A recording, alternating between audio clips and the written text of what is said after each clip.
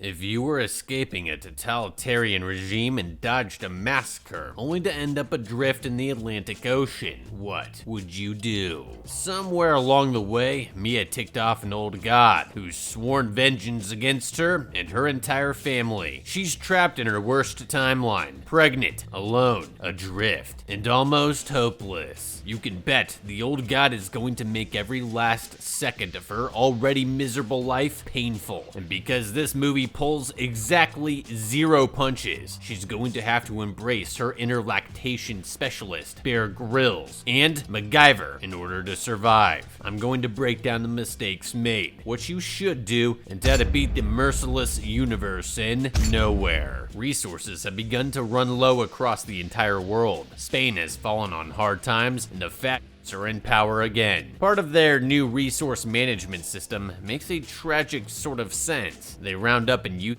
the country's elderly. The other part of their scheme, not so much. Pregnant women and children are being hunted and executed en masse as a population control measure. In a twisted way, Titanic got it right. Women and children really do go first. Mia and her husband, Nico, are expecting a baby, which means they're on borrowed time to escape before Spain turns her and the kid into Soylent Green. They pay a coyote to sneak them aboard a shipping container bound for Ireland, which is apparently the last country in Europe that hasn't jumped immediately to child murder to solve its problems. They've only brought a few items with them: their phones, a bottle of water, a tin of fish, a Snickers bar, and a scrapbook, because this story exists outside of reality, in a time and space where the Great Migration across the Mediterranean hasn't happened yet. Call me crazy, but I'd be packing so many bottles of water and protein bars across my body, I'd look like Rambo in a trench coat. The container suddenly stops. The doors open, and a new flood of people surge into the tiny space. Mia's knocked to the floor, and Nico gets pulled out to balance numbers, separating them before they're even out of the country. A couple recommendations before we get to the actual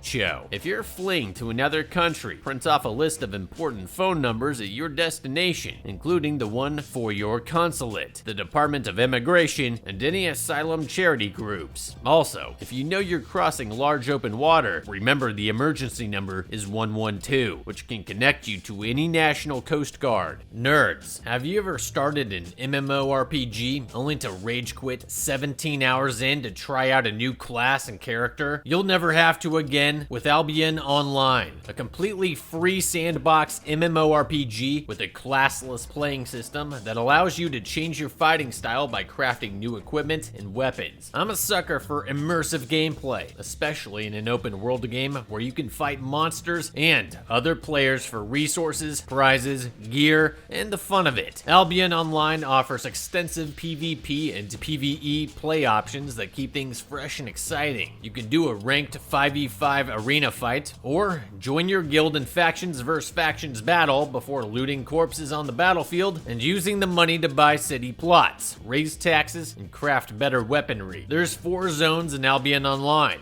blue, yellow, red, black, and the difficulty is different. In blue and yellow zones, you can fight with players without losing anything, and in red and black zones, it is more high risk and high benefits. They've even got a farm sim built in. You can build a farm for yourself on your own island and supply your guild with resources and crafted items in their player-driven economy. Albion's latest updates also include a cool shape-shifting feature through staff weapons, which allows you to either double down on certain character builds by matching your human armor to the staff's characteristics, or you can play with 2 playstyles by switching between your human build and your shape build. Support my channel so I can keep making killer how-to-beats for you by checking out Albion Online today using my link. If this were my family, the second I knew my wife was pregnant, I'd head down to the port and get any job I could find aboard literally any seaworthy vessel. Make friends, learn controls, map out government patterns, patterns. Find a captain with a heart of gold or a gambling problem. It may be a long shot to steal, bribe, or stow away on a ship without hiding in a container, but Mia's full term, which means we had 40 weeks to set something up. Also, as a general life rule, bring a machete and/or loaded gun with you. At the port, government bloodhounds are waiting for him. They open Mia's container to find it looks mostly empty, but this guy is the Spanish Hans Landa. He checks for secret compartments and finds one.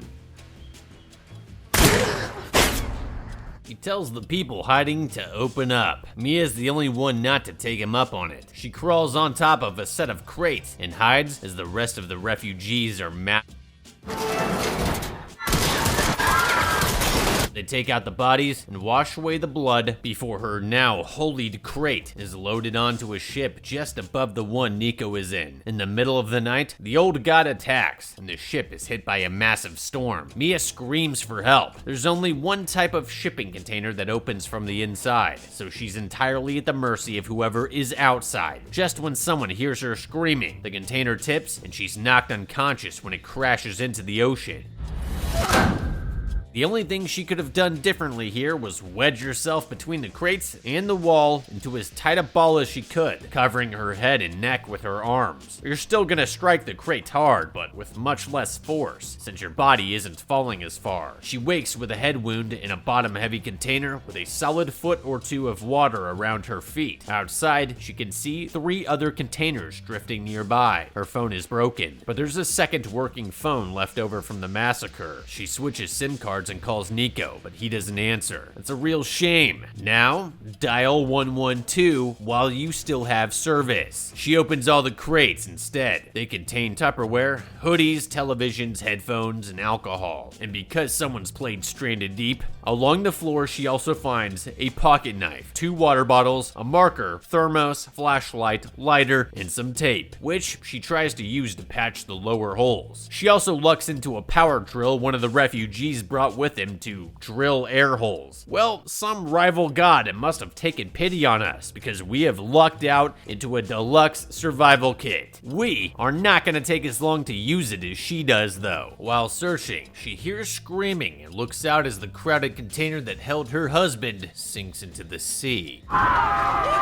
She wastes half the phone's battery trying to dial Nico and almost lets the intrusive thoughts win before she feels her baby kick and decides to give surviving a try. When the tape on the bullet holes stops working, she cuts apart the rubber seal on a Tupperware container to block the holes, then uses the Tupperware and a plastic tube to bail water. She shoves 2 of the wooden crates to one side to balance the whole thing and marks a water limit line. She takes stock of her inventory and tucks both of her phones inside Tupperware containers to keep them dry, which I'll say is smart. Suddenly, her phone rings. It's Nico. Turns out he wasn't in the other container. He tells her to hold on and that he's coming. Yeah, the old god is just saving him to kill off later when it's super sad. A storm moves in and Mia's water breaks. She loses one phone in the deluge and gives birth holding on to a plastic strap for dear life. The baby's cord is wrapped around her neck, but Mia gets her breathing again. In the morning, she delivers her placenta, which she places also in a Tupperware container.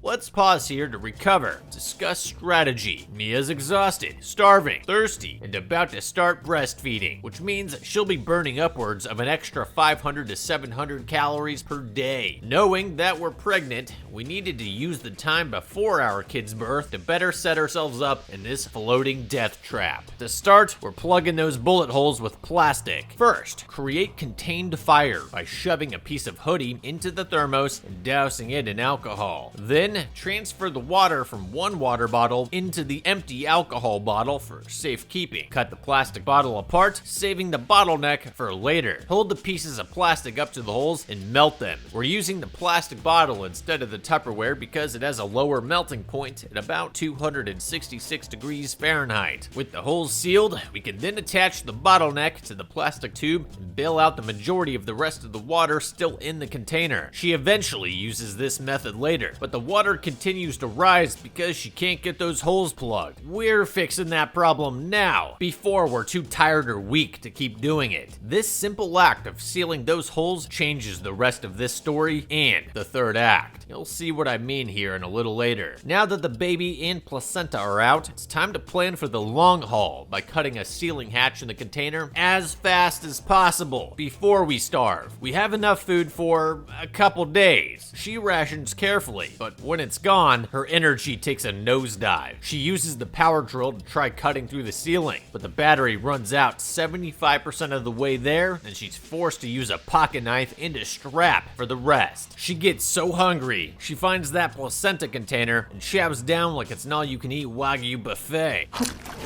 You know what they say, give a woman a placenta and she'll eat it for a day. Teach a woman to fish with placenta and she'll eat for the rest of her life. There's quite a few cultures where it's normal to eat the placenta after birth. It's kinda gross but doable. But we should really be saving it to fish with once we can get outside, and we should have started trying to break out right after and even before the baby's born. Once we can get outside, pull nails from the crates or break apart one of the televisions and look for small metal fasteners that can be used as fish hooks. Braid a few headphone wires together into a fishing line and use that life-giving meat sack to grab dinner. Mia eventually uses her baby's poop and a net made out of headphone cords to catch fish, which is also, I guess, a solid choice. Once our shelter is no longer filling with water and we can fish for food, we've dropped our remaining concerns down to drinkable water and storms. We don't have any control over the latter, but we can secure a water supply easily with what we have here. To do so, take the largest Tupperware container and partially fill it with quote-unquote clean salt water. Not the murky stuff in the container with us, filled with bodily fluids. Put a smaller cup inside the Tupperware and drape a piece of clear plastic, either the Tupperware lid or from the TV box, over the Tupperware container and leave it in the sun. It'll take a couple hours for evaporation to occur, but once it does, the fresh water will collect in the smaller cup for you to drink. And obviously, whenever it rains, we can top up on the good stuff. In this cycle of bailing any residual water, fishing for food, and drinking desalinated water, we can continue almost forever until the Atlantic currents carry us within sight of land, or we go batch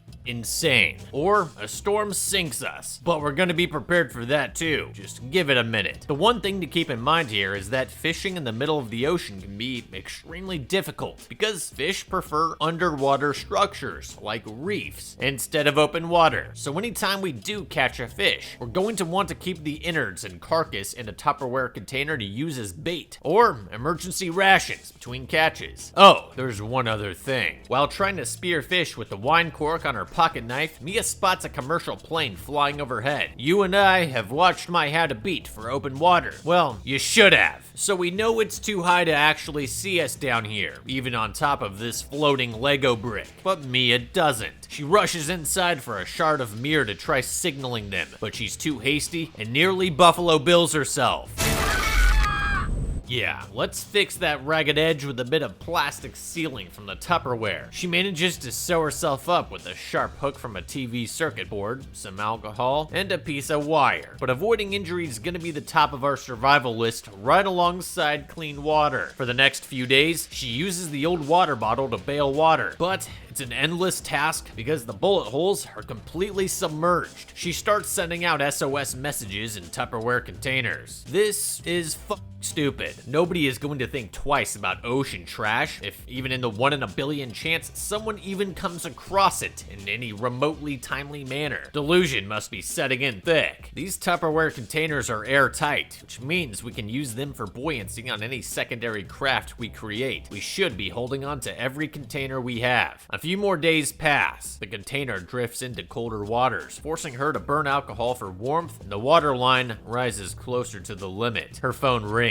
It's Nico. He tells her he's been badly shot trying to sneak out of the country and listens to her talk about their baby until he dies of blood loss on the other end. Now truly alone, she's forced to make other plans. On day 26, when the water hits the limit line, she fashions 2 small rafts by tying the remaining Tupperware containers to crate tops. tops. This is why we need to save the Tupperware containers. 1 gallon, or 128 ounces, has the buoyancy of about 8 pounds, meaning if the Tupperware container were 99% submerged, it could hold up to 8 pounds of weight. If you only want half the Tupperware container to sink, then each empty sealed 1 gallon container has 4 pounds of buoyancy. These containers she's using look like they hold 152 ounces, meaning they have the buoyancy of about 9.5 pounds. If we cut that in half, a 120-pound woman would need about 26 of these containers spread under the raft to keep her safely above the waterline. Let me remind you, she is adrift in the terrifying ocean, so there's no such thing as too many Tupperware containers sitting between me and the toothy monsters that lie below. It's at this point, despite being relatively intelligent throughout this voyage, that the filmmakers turn Mia into a moron for cinematic value. She hears the boat begin its final sinking process and realizes she left the candy bar inside. So she dives back in to grab it as the container fills with water for good. Rule 32. Can't really criticize her too much. When she finally swims out, her baby is drifted out of sight. No joke. A magic whale arrives to spritz the baby and make it cry so Mia can find it. Whatever. Without the second raft, they float until Mia goes hypothermic and an Irish vessel spots them. They reel her fully submerged body aboard and resuscitate her. It's a movie miracle. The movie ends with her finally making it to Ireland, where I assume the next vindictive old god is waiting to haze her. Look, I can hear you all now. What if we end up adrift at sea and don't luck into a power drill in our starting inventory? Well, nerds, most of this advice still applies. To survive any situation where you're adrift at sea, use your particular set of skills and inventory to secure shelter out of the water, drinkable water, and food for yourself. If you're trapped in a shipping container without a power tool, you'll need to open the doors from the outside by creating a lasso with headphone wires, a plastic strap, or your shoe or coat laces to hook and pull up the 2 latches seen in this video, and then push the handles out. Not impossible, given that there is a hand-sized hole in the container door. If you're in a container without a hole, making one using any metal apparatus at your disposal will be your first step. Once you open the door from the outside though, the container's going to sink, which means that we need to take a full inventory of everything we have and can use to create a raft before opening the door. Ultimately, in Mia's particular situation, we shouldn't need the rafts at all. A 40-foot container has a cubic capacity of about 2,391 cubic feet. To displace that amount of water and sink an airtight container, you would need to fill it with 140,000 pounds of stuff. This means that if we could just seal those bullet holes early enough, this container basically becomes a floating houseboat. Keeping the container afloat and sourcing food and water will keep us alive until we make landfall. For those reasons, I think nowhere was kind of beaten. Moral of the story: sometimes you just